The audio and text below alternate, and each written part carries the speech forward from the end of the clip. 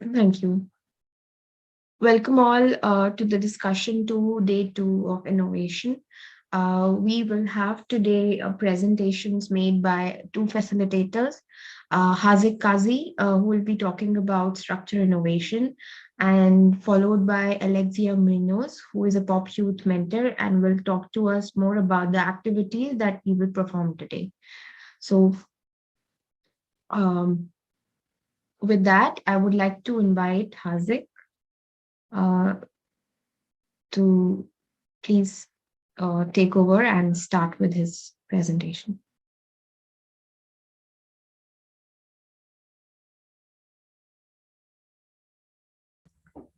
Hi everyone, hope you're all doing well. Welcome, Haaziq. Just a second. Yeah.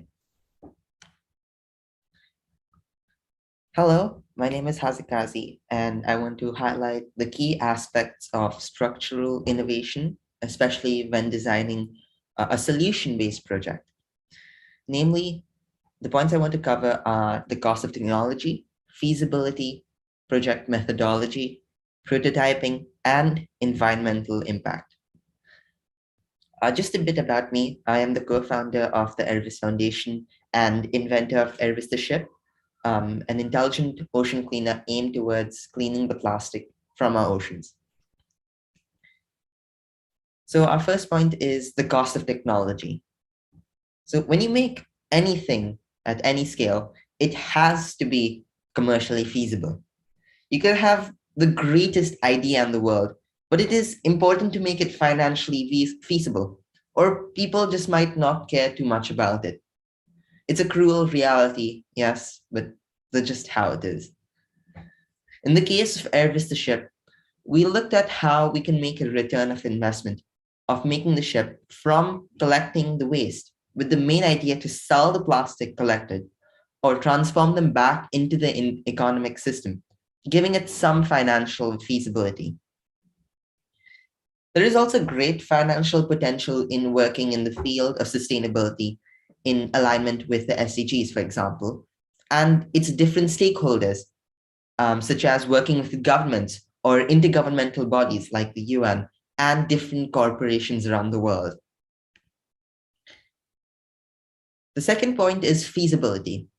Feasibility can be assessed in two different ways: financially, which I just covered earlier, and also technically. Looking at technical feasibility, your final product needs to make sense for the user and how it solves their problem. This is one of the first steps taken when you're coming up with an idea. You need to take a look and research about the stakeholders and users of the project and see how much your idea actually solves the problem. Another form of feasibility is seeing how much you efficiently create and manufacture your idea. Availability of components to make it a reality, and assessing if they are easily available or difficult to source are very important questions that you need to be asking. You want to drive innovation and stick to your core values as an organization. But if it's not easy to produce, you want to source alternative components and bring the cost of innovation down. In present times, autonomous ships might seem unrealistic, and hence opting for manned ships may seem like a more realistic target in the case of Airbus the ship. So it's important to keep costs down, especially while you're starting out, as your budget is never infinite. Our third point is project methodology. A key aspect in designing the project is the methodology that is being used in the management of the project. And here we prefer the agile methodology. The agile methodology is a way to manage a project by breaking it up into several phases. This involves constant collaboration with the stakeholders and continuous improvement at every stage. Once work begins, teams cycle through a process of planning, executing, and evaluating. Continuous collaboration is vital, both with the team members and project stakeholders. In this way, at many checkpoints that you can evaluate the feasibility of certain points and change those particular components or points where they're not feasible, and thereby being flexible and agile in planning. When we were at the designing stage of the ship, we thought, just rather than building a ship from scratch, we could just use an existing ship model and try and fit waste collection technology onto it, which would thereby reduce the timeline of creating a new ship and bringing it into the oceans really quickly. The first point is the importance of prototyping. While you're creating a solution, it's really, really important to understand your stakeholders and the problem that they are facing, not just by simply acknowledging it, but by properly empathizing with them. To do this, it's crucial to start market research as soon as possible and learn what your users could potentially do with your product. Once you have all your data, just don't spend too much time planning. Start implementing it, even at a small scale, and see how it works. Testing doesn't necessarily have to be at the last stage. You'll be surprised as to how many issues that you could run into with your project, or features that might turn out unnecessary but you thought were great. Remember, failing fast is important, but if you're too big and then you fail, that might destroy you. I also had the opportunity to work with young engineers on one of my ship prototypes, and they provided large insights into the development process. It just goes to show how much feedback you could miss just by working alone, and you can just gain lots of perspectives, and that just really goes a long way towards designing your idea. Lastly, environmental impact. Now, more than ever, it is important to keep in mind the environmental impact of your solution, just not while it's implemented, but for every step in its incubation. It is important to first understand what environmental impact is actually being produced in the first place, as once you do know the problem, it's easier to solve it. It is also important to remember that while trying to solve a problem, our project should not just end up creating another. One way could be by sourcing components locally rather than doing it from an external place, hence creating a larger carbon footprint by sourcing it from like far off locations. Take, for example, sourcing water. Have you ever heard of Avian water? It gets sourced from France, which sounds really cool, except when you do think about it, and the carbon footprint that is created by sourcing something from really far with its huge cost of production and transportation. You could rather source it locally, which is responsibly produced, and its environmental impact is lower than what you would get from a far-off location. In the case of Iris, we examined key questions such as, what is the carbon footprint that the ship is creating? How much waste that it is generating, and of course, how we could reduce them. In the case of conventional ships, for instance, they use high sulfur fuels, and I looked at using renewable energy such as renewable natural gas or solar energy for Iris instead. So in conclusion, there's just a lot of things to consider while working on a project, especially one relating to the environment. In the end, you want to understand how the world works and exactly how your solution fits into it, whether it is financially viable, and also how people will use it. Patience is very, very crucial, and keeping a determination is important to reaching that coveted end goal. Thank you. Thank you, Haaziq. I would like to ask if anyone has any questions.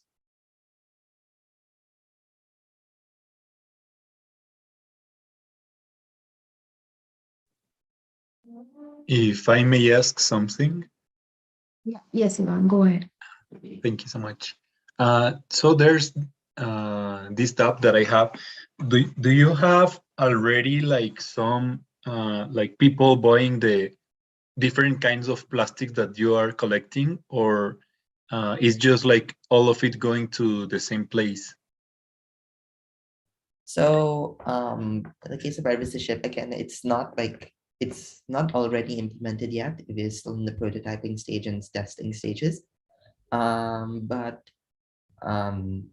we still try to find other places of financial feasibility. For example, our zero waste marketplace, which we launched a year ago on Amazon. So we sell eco-friendly products such as copper water bottles or metal straws.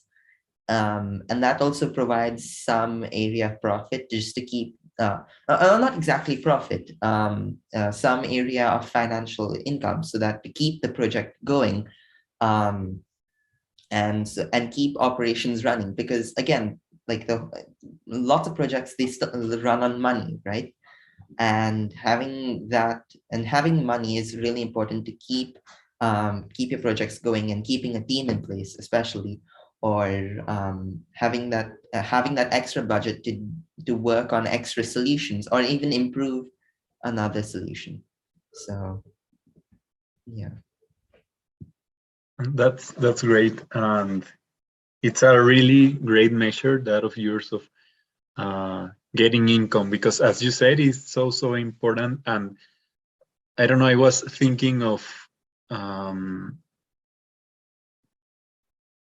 mean, it's way different to be recycling or to be reusing one thing or the other, but having this kind of diversity in the sources of income and this versatility makes your project really strong. Thank you so much. thank you. Thank you, Ivan. Haaziq, I wanted to ask actually two specific questions. One is related to the Airways ship. You mentioned that I mean, you talked about 4 points particularly, and in that you mentioned that you can use the pre-existing resources to actually build on.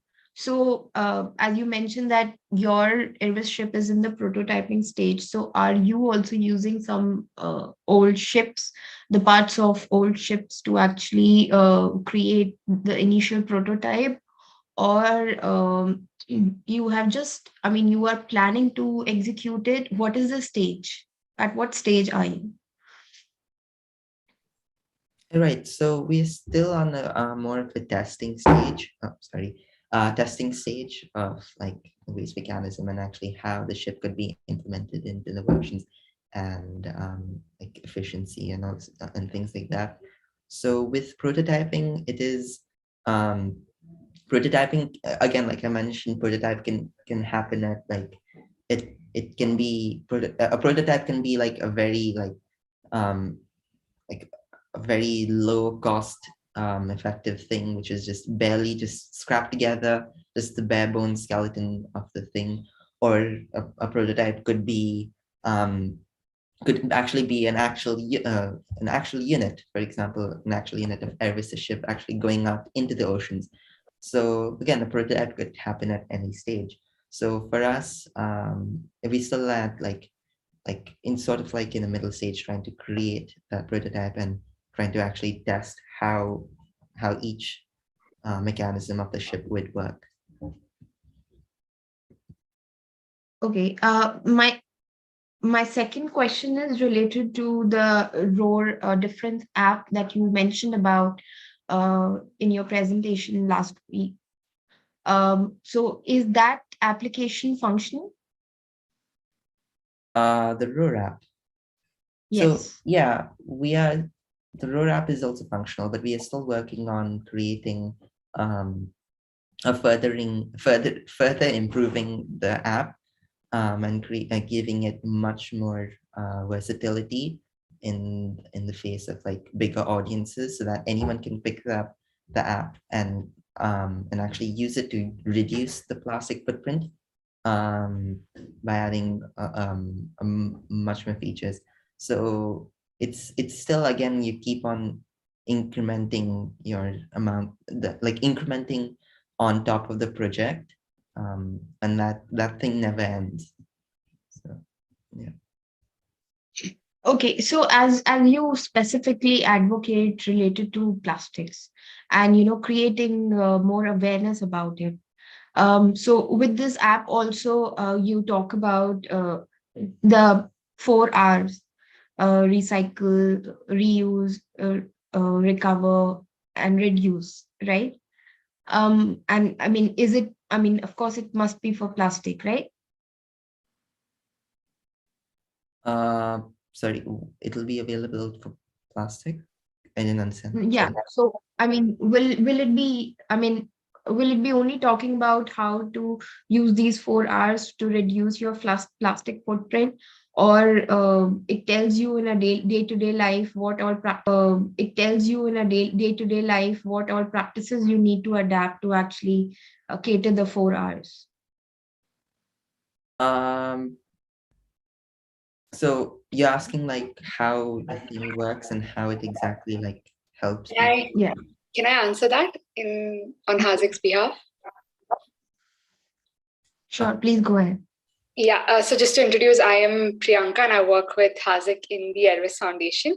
So basically, the app currently is there in the Google Store. It's in the very initial stage where we just have people accounting for what is their plastic footprint on a daily basis. So they would basically record every day what is it that they're using to understand their consumption patterns.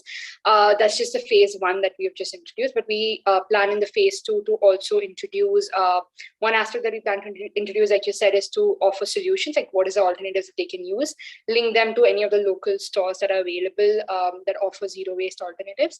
And ultimately, we also want to create an aggregator platform where we can aggregate consumers, producers, and recycling centers. So producers would primarily be the retail stores, where we can get them all together so that there's a chain which ensures that the plastic being generated goes back into the circle and into the recycling centers. So that's ultimately the goal that we have, but we are still in the phase one where we just have people accounting for what is the plastic that they use every day. Okay, so Priyanka, are you also aware of, are there any similar applications similar to what work you and, I mean, the Airways Foundation is doing with this application? Yeah, so there are quite a few on the footprint aspect, which help you calculate, say, how many kilos or how many items that you've used every day. And there are also apps that are existing currently that tell you about what are some of the alternatives you can do and stuff like that. So that's something that we definitely do want to have it, because I think that's a key element to have, and it's not something that's very actively there in India specifically. But our main goal going forward is to basically do that aggregation thing where we link consumers to supermarkets and producers that are then linked to recycling centers, and everything eventually ends up at recycling points across India, because that kind of a chain or a waste management system is lacking heavily in this country. So yeah, there are apps for sure that already have footprint calculation in the space of plastic. Okay. So I was asking more about the application because there are a lot of people who are more into creating awareness, and there are some who are part of the conclave who want to develop their own app. So my question was to basically understand that how much it goes into when you have to actually promote certain application, whether I mean, what do you suggest as your application is already there on the Google Play Store? So, what do you suggest? Having a website, promoting it on social media, and then coming on the Google platform and promoting your app later is a better plan, or how should a person go first? Because app creation takes needs a lot of money, and pitching, regular updates in the application, whereas if we talk about a website, it takes much lesser amount of Yeah. constant updates that you need to do, or um, uh, like in terms of promoting itself also, because you don't have to download it, Yeah. and you can easily share a link which can be looked up by anyone. So what do you suggest? Because if somebody wants to, who is doing a field work now Mhm. wants to get into something like this, what should be the first step?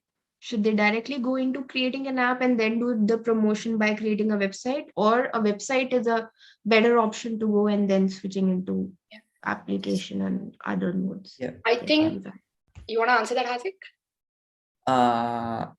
Yeah, I'll take it. You can add on if you want later. Yeah. So this, I think it just entirely depends on your target audience. Again, like I said, it's like really important to research on what kind of lifestyle that they lead and how exactly they could potentially use your product. Like for example, an app could be more convenient than a website, like while you're on the go, right? Because you're more likely to open you're more likely open an app on your phone rather than type the whole website out on a browser. But for in the case of a website, when you have a website is, at least for me, I use websites more when I'm on my laptop rather than downloading a specific app. And that's like when I'm actually sitting down with my laptop. And with laptop or a PC, for most people, it's more when they are at home and it's for longer scale. And when they're having a long time commitment for using that thing. So yeah, I mean, there's not a set formula as to when to make an app or when to make a website, sadly. But it just all depends on what your consumer is expecting. Yeah, and also just to add, I'm not a person who is into developing apps or have much of tech knowledge, but just clearly going on the research that we had done, the issue with a lot of these environmental apps is that downloads are very, very limited because, like you said, they're not promoted enough. So I think the first question, if you are someone who is creating an app of this kind, is to ask if is there really a need for another app in the market, given that there are already apps existing that are not being downloaded enough. So one would be to just check the scope of collaboration in this space. Like, can you add something to an existing app that's already out there that would firstly save your money, as well as you already know there's a platform that's been created, maybe it just needs your additional creative input, or maybe needs collaboration between parties to further it, and maybe that could make it far more effective than you bringing a whole new app very similar to what's already out there. That would be one. And yeah, I think second, like Haaziq said, would be the target audience, where you just see what is it that, so for instance, since Haaziq and I work a lot with students, something that we realize that we are really keen on developing eventually are like gaming apps that can really work with young kids, because that's something that they would really enjoy, right? So it's also important that you see what works well. And ultimately, I think even when you talk about funding, there are a lot of students out there who are willing to work on such interesting projects. So you don't really necessarily have to go with the best of developers and the most high-paying ones. You can, like Haaziq said, he worked with students for his prototype for the ship. So there are a lot of young people out there who are so creative. So that's another way that you can also try and look at the feasible aspect of when it comes to creating an app for yourself or for the cause that you're working on. Thank you, Priyanka, and thank you, Haaziq. I mean, I put up a lot of questions, but you both answered all of them for us. So thank you so much. Anyone else has any other question?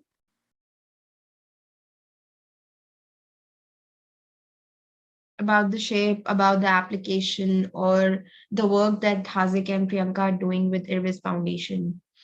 That is to create more and more awareness, do workshops. Any other question?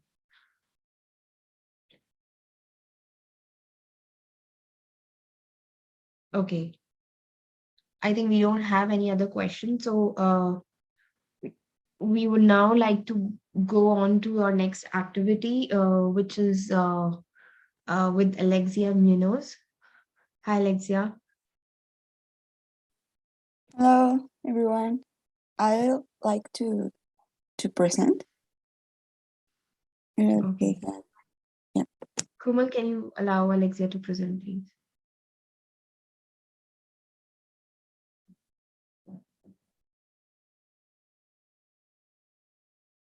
Okay. Thank you. Please go ahead.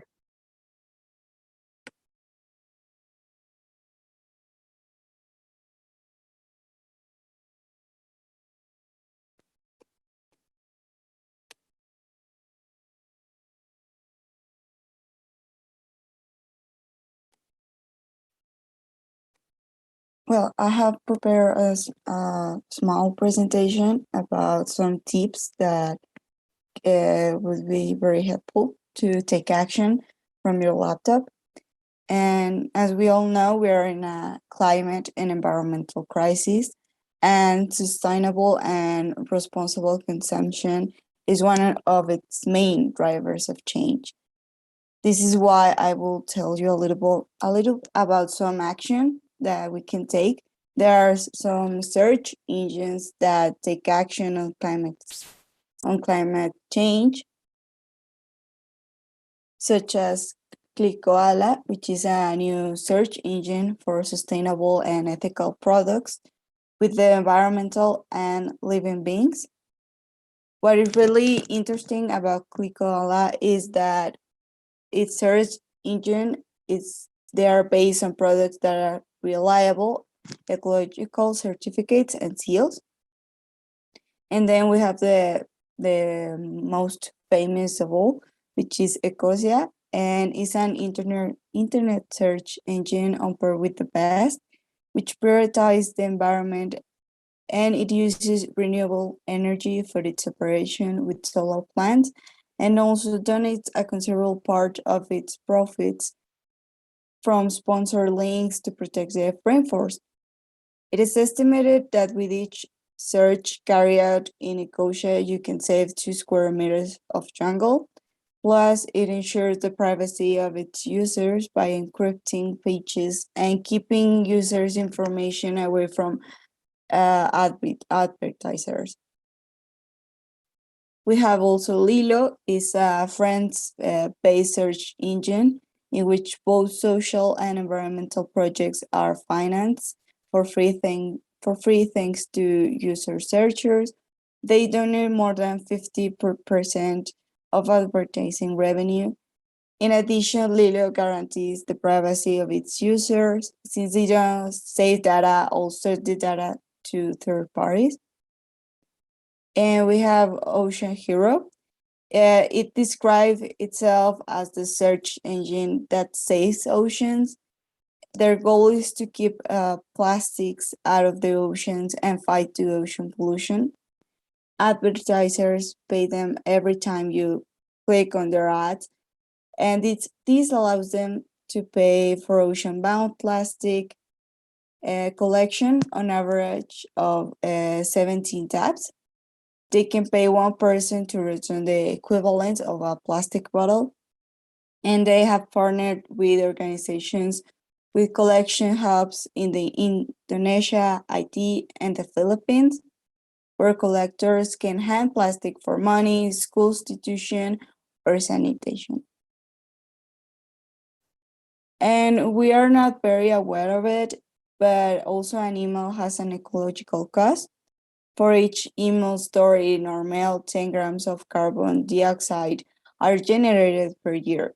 And it sounds a little ridiculous amount, but if it's not, if we take into account that every day millions of emails are sent in the world, and what's worse is that 90% of the emails received are spam, and 60% of the newsletters sent are never opened. And according to Airbase, a company made up of 100 people generates 13.6 tons of carbon dioxide each year due to email, which represents the pollution caused by 40 round trip to Paris, New York flights. It is because our emails are housed in a data center. I'm sorry. It is because our emails are housed in a data center, which are permanently on, so they also have to be cooled down. And 40 of the energy they consume is destined to precisely cooling the servers. And to all these, we must also add that most emails are duplicated to ensure their survival in the event that a data center suffers a breakdown or a fire. And that will be all. Thank you so much. And if you have any questions, I'm all ears. Do we have any questions for Alexia? Yes, so I usually use Google for as a research engine, and sometimes I have used I don't know Yahoo or some others. But the thing is, the search results are not quite good in the others. So I wanted to ask if the results are good in those, and from all of those that you presented, which will be the best one, like according to your experience? Thank you. Yeah, well, I use Ocean Hero on my laptop and I use Ecosia on my cell phone, but I think I prefer Ocean Hero. It's pretty wild and good. There are options of searching, and also I still use most of all Google Academics or for school searching, but Google as itself, I really don't use it anymore. And I think Ecosia and Ocean Hero are pretty good.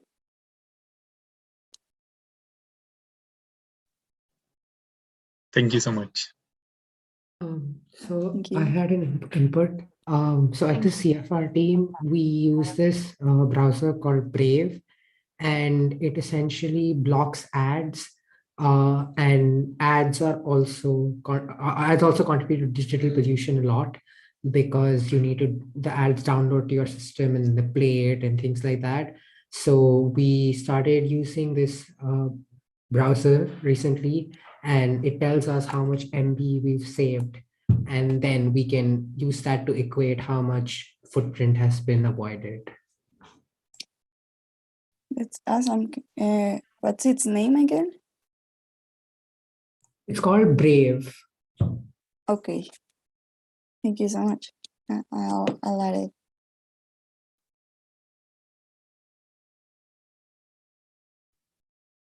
Thank you, Wade. Now I would hand it over to Kevin because it's time for the group activity as we mentioned yesterday. Thank you very much. Hi, everyone.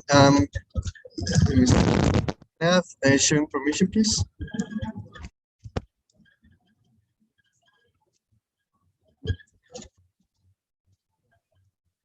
Sorry, what, Kevin? Can you please repeat?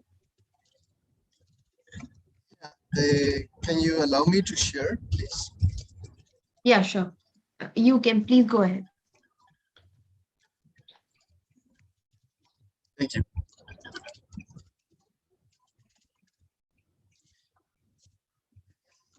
So I'll go back a little bit. Yesterday we talked about the impact on the emails, and especially the emails that we don't delete and stay for a long time, and the equivalence into a carbon footprint and, well, in this case, flights between London and Madrid, and cars that stay for the rest of their life and pollute our environment. So now if we delete emails, then we avoid this issue, and it is around not flying 81,000 trips from London to Madrid, and taking away more than 3,000 cars from the network that we already have. So we asked you if you could delete emails and tell us how many emails you deleted from yesterday to today, so that we start our counting, and we can measure our footprint. So if you could please on the chat type how many emails you deleted from yesterday till now, and then we can move on.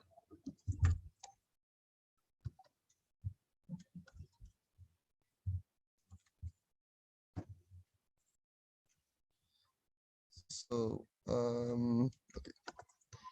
So how many emails did you deleted yesterday, and the ones who didn't wake up right now? How many? Oh, 974 for me one. Oh, that's nice. Who else?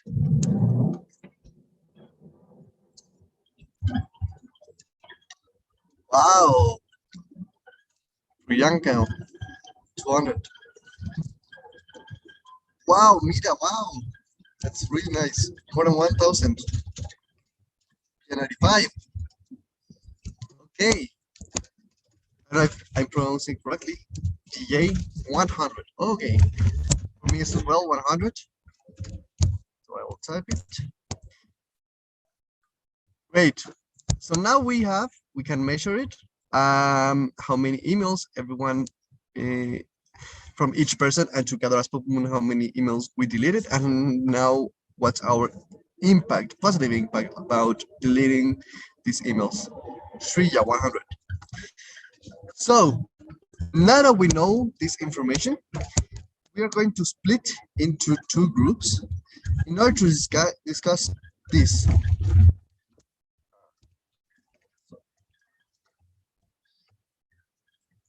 So the question is, how can we solve this? So we know that emails make a huge environmental impact. No one knows about it. Now we know we could do something. It could even be a business model. We can actually receive money out of it. So what are the ideas that we can find out by discussing it? And we are now going to create a new project. So we are going to split into two groups, and we're going to discuss this. So please, can you help me, Ivan or Drishya, splitting them into two groups, please?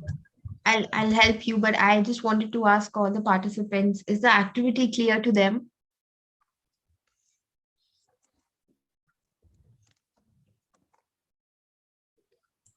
Could you repeat it once?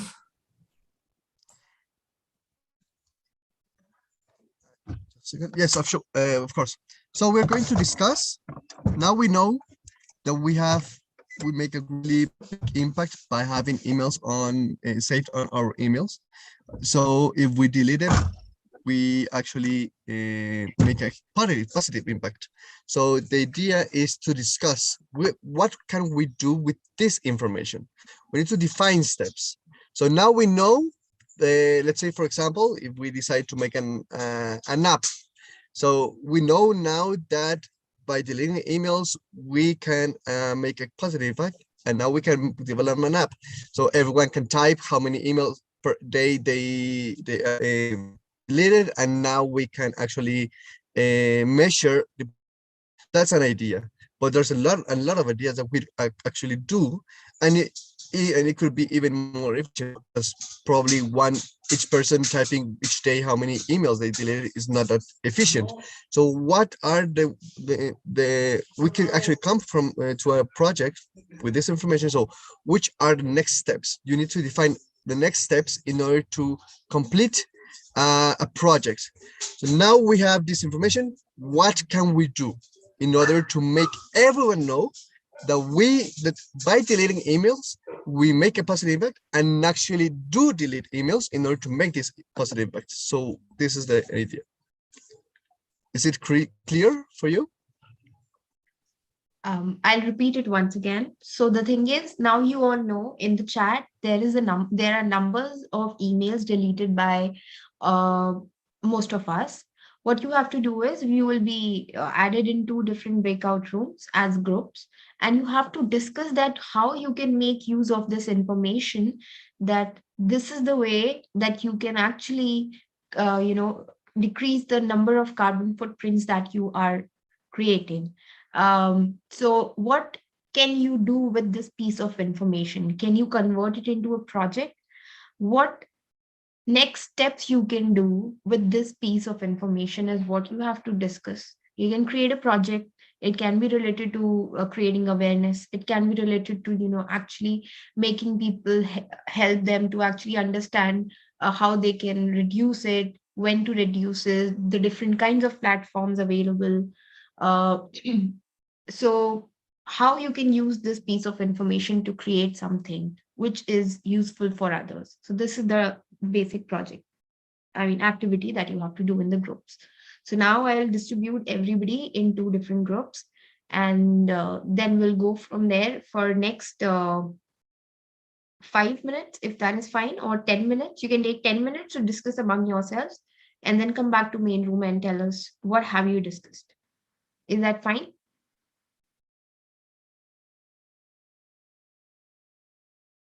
Yes, it's clear. Okay. Yes, perfect.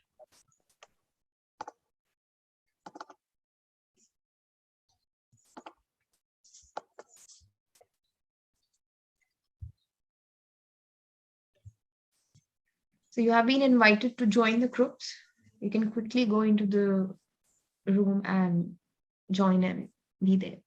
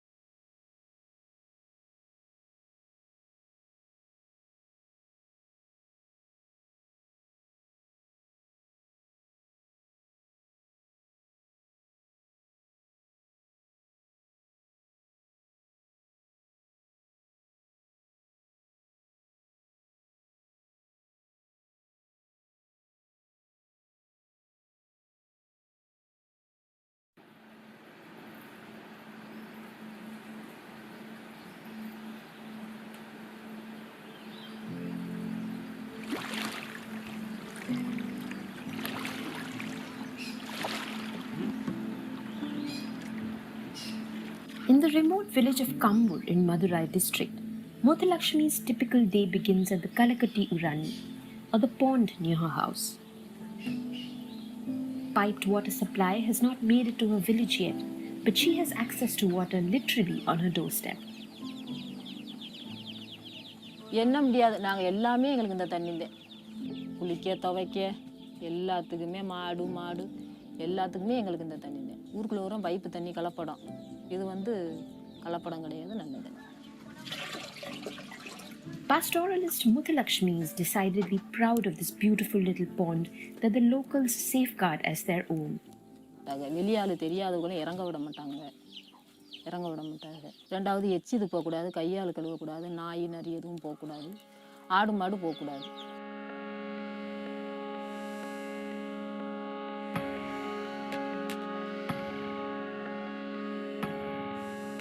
The temple city of Madurai on the banks of the river Vaigai still is one of the most popular pilgrimage sites for Hindus.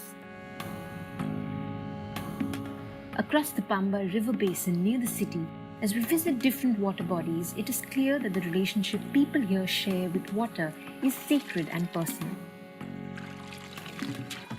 For instance, here at the Thenkarai Kanmai or the Thenkarai irrigation tank. இந்த கண்மாயோட சிறப்பம்சம் என்னன்னு பார்த்தோம் அப்படின்னா, இது ஒரு 1300 வருடங்கள் பழமையான கண்மாய். இந்த கண்மாய்கள் உருவாக்குனதுக்கு முக்கியமான காரணம் வந்து என்ன அப்படின்னா, இங்கே இருக்கக்கூடிய நிலங்களை வந்து விளைநிலங்களாக மாற்றுறதுக்காக. இப்போ இந்த கண்மாயோட மடையை பார்த்தோம் அப்படின்னா, கரைக்கு வந்து உட்பகுதியில் இருக்கும். இப்போ கட்டப்பட்ட கண்மாய்களில் இருக்கக்கூடிய மடைகள் பார்த்தோம் அப்படின்னா கரையிலே இருக்கும். கண்மாயோட உட்பகுதியில் கட்டுறப்போ என்ன மாதிரியான நல்ல விஷயங்கள் இருக்குது அப்படின்னா, ஒன்று வந்து கரை வந்து உடையாமல் இருக்கும். இன்னொன்று கண்மாய்க்கு வரக்கூடிய வண்டல் மண் வந்து வயக்காட்டுக்கு வந்து தண்ணியாக சேர்க்க முடியும். இதனால் வயல் வந்து ரொம்ப வளமாக இருக்கும். Historically, water bodies in these areas used to be managed entirely by local communities. The people in charge of their maintenance were given the designation of water managers. இப்போ இந்த மாதிரி கட்டக்கூடிய இந்த மடைகளை வந்து திறக்கிறதுக்காகவே ஒரு சமூகங்கள் இருந்தாங்க. அவங்க வந்து என்ன சொல்கிறோம் அப்படின்னா, மதுரை பகுதி வந்து மடையர் அப்படின்னு சொல்கிறோம். இவங்க எல்லாமே பார்த்தோம் அப்படின்னா பெரும்பான்மையாக வந்து நிலமில்லாத சமூகத்தினர் தான் இருந்திருக்காங்க.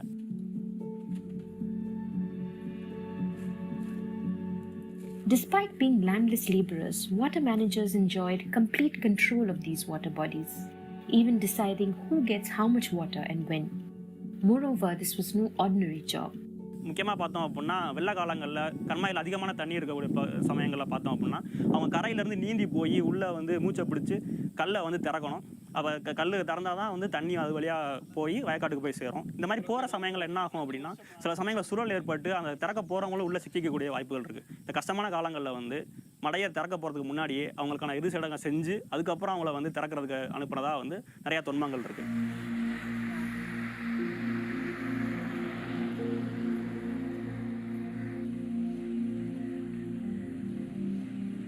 We may have left behind the times when people risked their lives for water, but the serpentine queues for water collection reflect the tragedy of our times today. The World Health Organization estimates that half the world's population will be living in water-stressed areas by as early as 2025.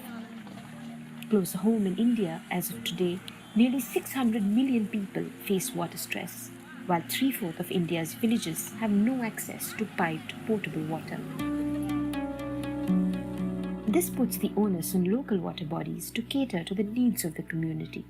The Pambar Basin in Tamil Nadu is no exception. With no perennial rivers, the region relies solely on her tanks and ponds. காலங்காலமாக எப்படி பண்ணிட்டு வந்தாங்க அப்படின்னா, மக்கள் வந்து இந்த நீர்நிலைகள் நம்பி தான் இருந்தாங்க. குடிக்கிறதுக்கு வந்து ஊரணியையும் விவசாயத்துக்கு வந்து கண்மாயை நம்பியிருந்தாங்க. இதை நம்பி இருக்க காரணத்தினால என்ன பண்ணியிருந்தாங்க அப்படின்னா, இதில் வரக்கூடிய வருவாயை வந்து பொது சொத்தாக மாற்றி இந்த பொது சொத்து மூலமாக இதை வந்து சீரமைச்சாங்க. இந்த சீரமைப்பு முறையை தான் வந்து குடிமராமத்துன்னு சொல்கிறோம். குடி அப்படின்னா மக்கள், மராமத்து அப்படின்னா சீரமைக்கிறது. இப்போ குடிமக்களே சீரமைக்கிறது தான் குடிமராமத்து.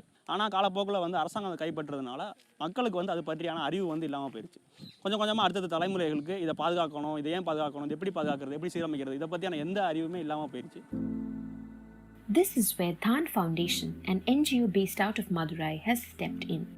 They have reached out to over 3,913 villages across 7 states to revive the tradition of community-led water management by setting up farmer associations called Vayalagams.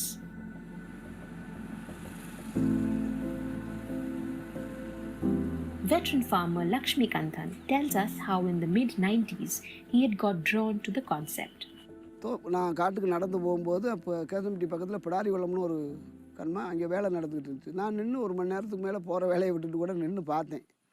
நம்ம மக்களே வேலை பார்த்தாங்க. கூடமல்லி அள்ளி கொண்டாந்து கரையில் கொட்ட, எங்கே கரை சோர்ந்துருக்குது அங்கே கொட்டாங்க, எங்கே பள்ளமாக வெட்டணுமோ அங்கே நின்று வெட்டினாங்க. 2 நாள் 3 நாள் போய் திரும்ப அந்த வேலையை போய் பார்த்தேன். அரசாங்கத்தில் வேலை பார்க்குறவங்க ஒரு குறித்த நேரம் வேலை பார்த்துட்டு அந்த கான்ட்ராக்ட்காரவங்க பில் எடுக்கிறதுல கணக்காக இருப்பாங்க. இவங்க வந்து ஆயக்கட்டு மக்களே பார்த்ததுனால அவங்களே மனம் விரும்பி பார்த்தாங்க. அவங்களுக்கு உழைக்கிறதுக்கு காசும் கிடச்சி, உண்மையிலே 100% கம்மாயும் பள்ளமாச்சு. Dhan's tank rehabilitation program was simple. The locals who used the water body would plan and execute its rehabilitation work. 25% of the cost would be contributed by users, while Dhan and its supporters would bear the rest.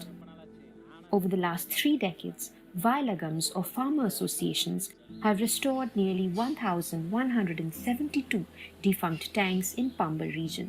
96ல் ஒரு 2 குளத்துக்கு நாங்கள் பணம் கட்டினோம். முத மனம் விரும்பி எல்லாரும் பார்த்து ஒரு மிகப்பெரிய மேடு கிரவுண்டாக கிடந்ததை பள்ளமாக்கி நீங்கள் இப்போ கூட பார்க்கலாம் பக்கத்தில். அது இப்போ அது ஒரு பொது பயன்பாட்டு கண்மாயும் கூட. அதால் என்ன ஆச்சுன்னா, அந்த கடைசி நேரம் பயிர் சாகிறத தவிர்த்துட்டு அந்த வயலில் மட்டும் நட்டா உறுதியாக இப்போ விளைஞ்சுவோம். Despite the harsh Indian summer this year, the Ayappan tank in Kambur is brimming with water. The cows are going back home and the children linger on a little longer.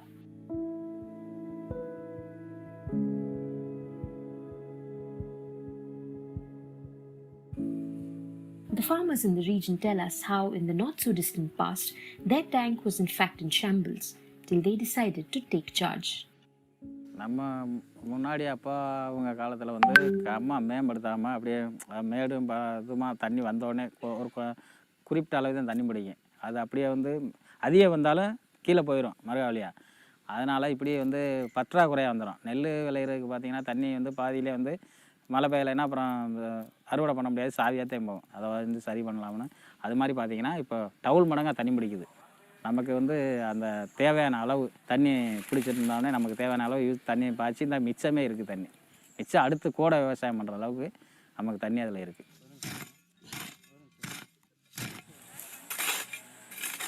ஆவணி, புரட்டாசி, ஐப்பசி, கார்த்திகை, மார்கழி, தையில் கருதறுத்துருவான். கருதறுத்ததோட தண்ணி சில வருஷத்தில் இல்லாமல் போயிடும். அதோடு நாங்கள் தரிசியாக வெட்டுருவோம் நிலத்தை. இப்போ தண்ணி கொஞ்சம் இருக்கிறதுனால கோடை விவசாயம் பண்ணி காசு இப்போ ஒரு மூடை கல்லை 2700, 2300, 2400 விற்கிது. ஒரு ஏக்கர் போட்டோம்னா 20 மூடை 18 மூடை கல்லை வரும். அது 10, 30, 40 ரூபா.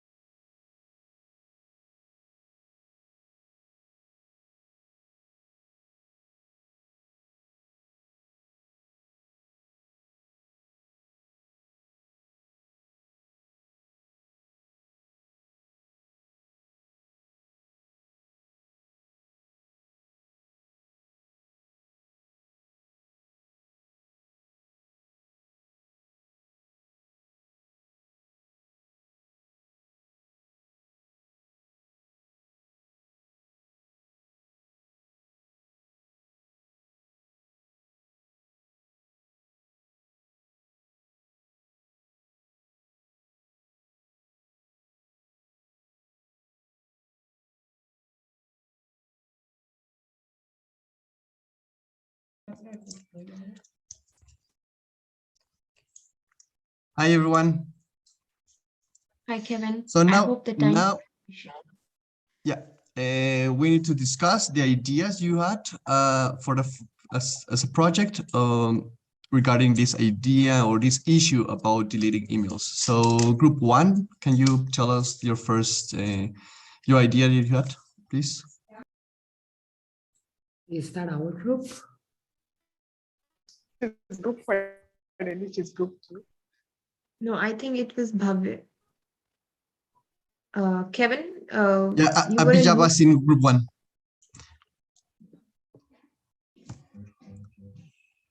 Ivan was group 2, for example. Okay, so Abhijah, do you want to go or should I explain? Yeah, you can go ahead. Okay, so our idea was so we were going off the concept that when you have an email provider, you usually get daily updates on what your calendar looks like or updates of that sort. So we were looking at a solution where at the end of the week, you get a list of what all email IDs sent you emails and how many. And this allows you to do 2 functions. The first is that you can pick which email IDs you think are useful and you want to keep the emails. Once you have that list, all the email IDs that you haven't selected automatically get deleted. So that's the first functionality we came up with. And the second functionality is that because you have a list of all the email IDs, you also get to know what places you're like, let's say there's a newsletter that you've subscribed to and you don't want the emails anymore, then you can, from the same email, click to their unsubscribe links and you're able to unsubscribe so that you don't get emails in the future. And we did a market survey, a brief market survey, and we realized that a main reason why this isn't there currently is because if you were to have a extension to your website, it would cause a privacy concern. So we decided that the mail provider, which already has access to your emails, should probably add a solution like this into their services. That was a great idea, Ved and team. Thank you so much. Abia, would you like to go next? I was in Ved's team. Okay. Okay, hi everyone. Hi, Mira. So I was in group 2 and I was with Ivan, Alejandra, and Mathur. So basically, for starters, the group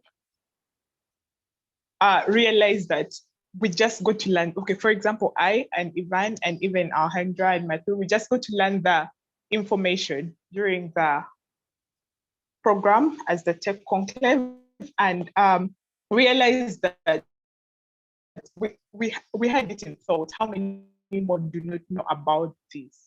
And now that's where the issue comes in, because there's coming up with a project and everyone is like, how come? How did it come about? Because they don't know what the situation is like and they don't know what we are trying to address. So we went in with the first, okay, the ideas came in a certain order, but then I'm putting in awareness.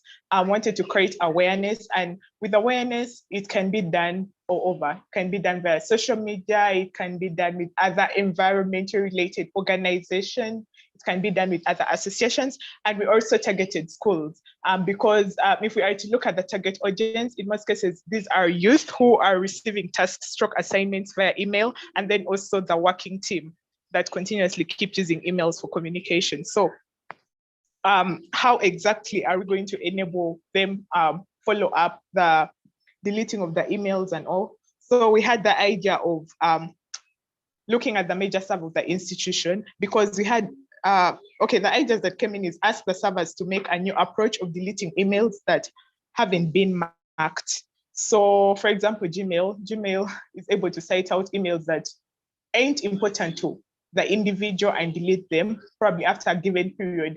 It was said either a few days or 1 week.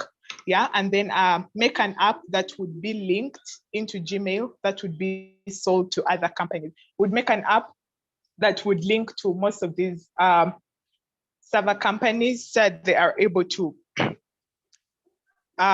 delete most of these unnecessary or unnecessary content that are in our emails or even search engines.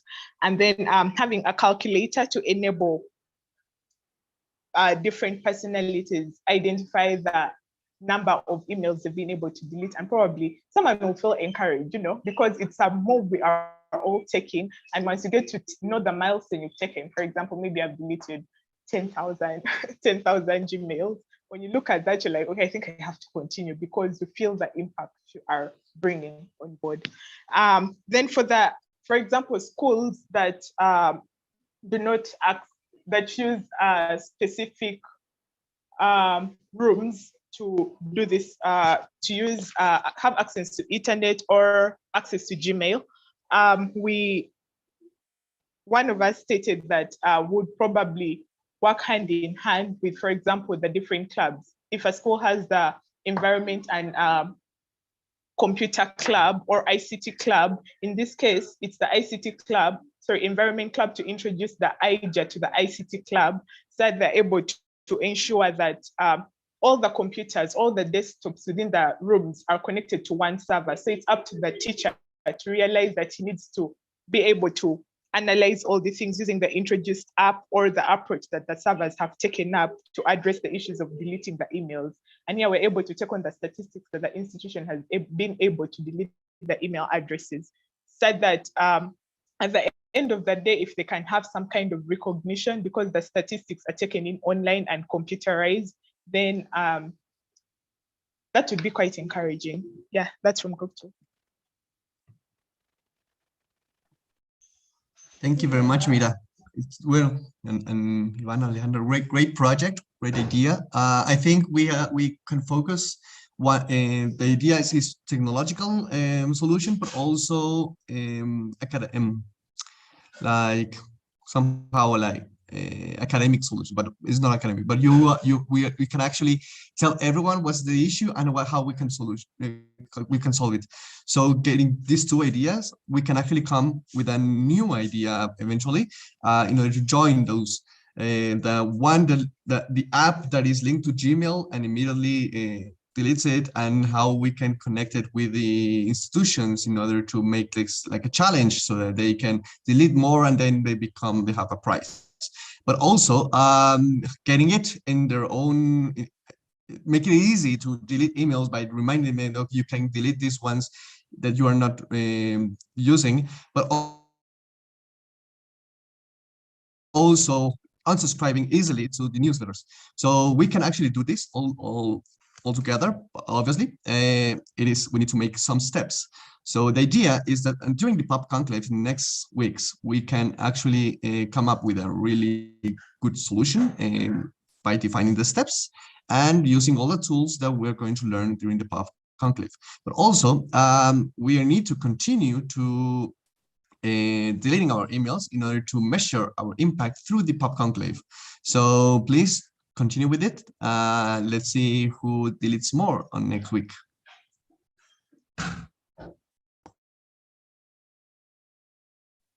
Thank you, Kevin. So now I would like to mention more information about the next discussion, which is only about technology. So the first guest that we will have on 21st will be someone from Nigeria who has invented his own inverter and has been actively working in the field of renewable energy. He's been recognized by UN and a lot of other organizations, and he'll be joining us on 21st for the first time.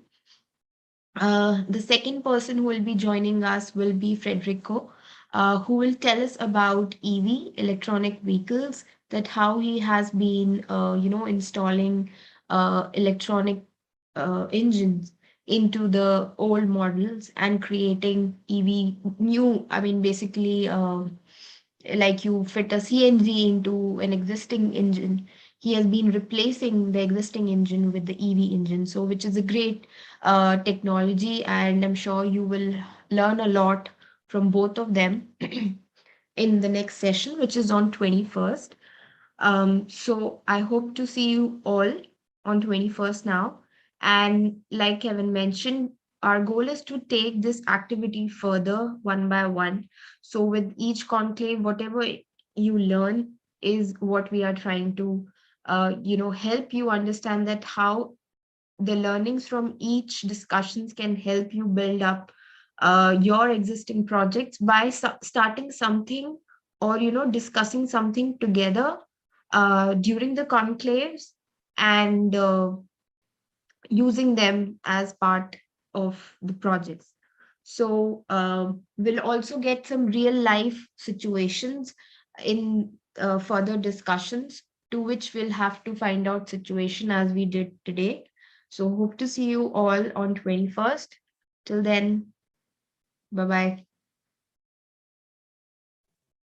Thank you so much. Take care. Thank you. Thank you all. Take care. Bye-bye. Take care. Bye. Bye.